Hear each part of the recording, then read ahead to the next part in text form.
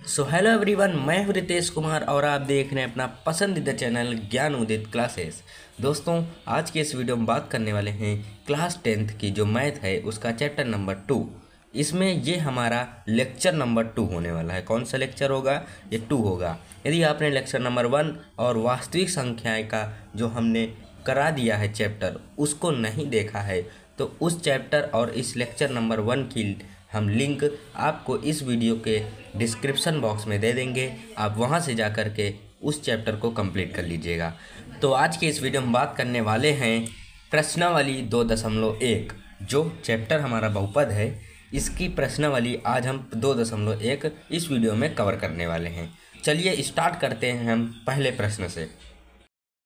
तो देखिए, पहला क्वेश्चन है हमारा, किसी बहुपद px के लिए y बराबर px का ग्राफ नीचे आकृति 2.10 में दिया गया है।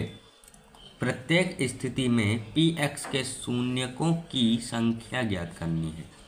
ध्यान से समझिए क्वेश्चन को कि px, यहाँ पे px बोला हुआ है तो मतलब जितने ग्राफ हमको दिए हैं, यहाँ पे हमने 2 बनाए हैं, अभी और हैं 6 ग्राफ हैं टोटल। हमने यहाँ पे 2 बनाए, अभी नेक्स्ट आएंगे तो उनमें बताएंगे। जितने हमारे पास ग्राफ हैं उसमें यहाँ पे क्या दिया है px, और जितनी हमारे अलग से लाइनें दी हैं। ग्राफ क्या होता है? देखिए, चतुर्थांश एक ये हमारी ये लाइन होती है, ठीक है, इसको बोलते हैं x अक्षांश, इसको बोलते हैं y अक्षांश। अब ये हमारा प्रथम चतुर्थांश, द्वितीय चतुर्थांश, तृतीय चतुर्थांश और ये चतुर्थ चतुर्थांश होता है। यहाँ पे प्लस प्लस होता है, यहाँ पे प्लस माइनस प्लस होता है, और यहाँ पे माइनस माइनस होता है, यहाँ प्लस प्लस प्लस माइनस होता है। तो इस प्रकार हम समझेंगे। यहाँ पे x दिया है ना, p के अंदर में क्या लगा है x, तो ये जो x वाली लाइन है ये वाली, इस पर के ये रेखा कितनी बार हमारी जितनी बार काटेगी वही हमारी शून्यकों की संख्या होगी। समझिए ध्यान से कि x को कोई रेखा जितनी बार काटेगी उतने ही संख्या में हमारे शून्यक होंगे, ठीक है। जैसे इस पहले प्रश्न में हमारा ये x दिया है, इस x को कोई रेखा एक भी बार नहीं काट रही है, ये रेखा y को काट रही है।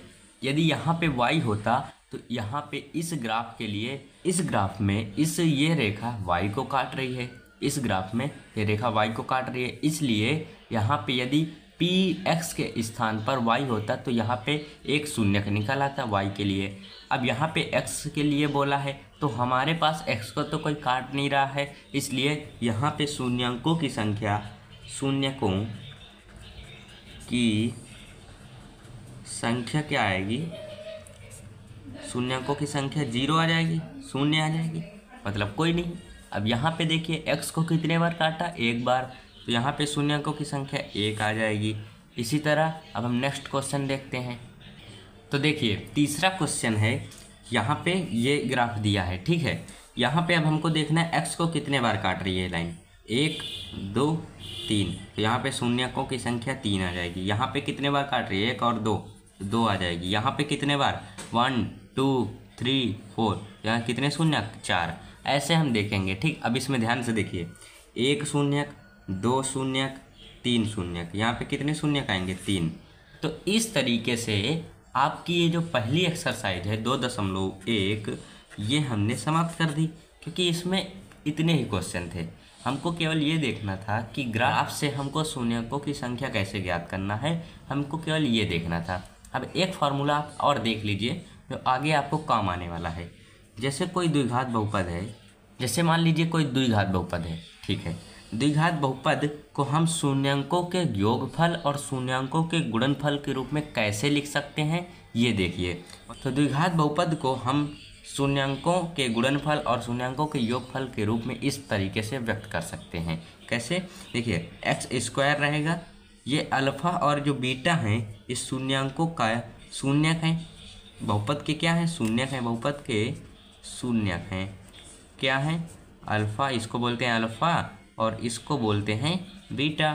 तो ये अल्फा और बीटा इस बहुपद के शून्यक हैं, और इसका हमने योग कर दिया, इन दोनों का योग कर दिया, इनटू में x लगा दिया, ये हो जाएगा। यहाँ पे माइनस रहेगा, ये ही ध्यान दीजिएगा, प्लस अल्फा इंटू बीटा, इस तरीके से हम जैसे मान लीजिए किसी भी बहुपद के शून्यक दिए हैं, ठीक है, शून्यक दिए हैं तो हम उस शून्यकों की सहायता से हम बहुपद ज्ञात कर सकते हैं, ठीक है।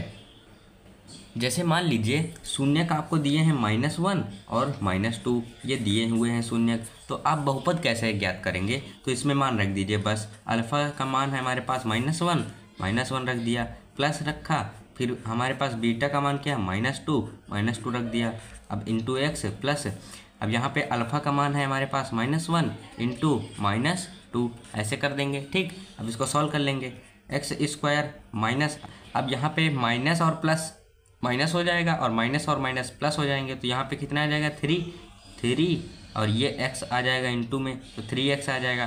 फिर यहाँ पे माइनस और माइनस प्लस हो जाएगा और ये तो प्लस है ही, तो यहाँ पे प्लस आ जाएगा, 2 1 या 2 आ जाएगा। तो इस तरीके से हम बहुपद याद कर सकते हैं। ये देखिए बहुपद आ गया। यदि आप इसको सॉल्व करेंगे तो यहाँ पे हमारे पास यही शून्य आएंगे, या तो आप x की जगह पे ये मान रखिएगा, तो ये बहुपद का मान शून्य हो जाएगा। तो आपको आशा करते हैं ये फार्मूला अच्छे तरीके से समझ आ गया होगा।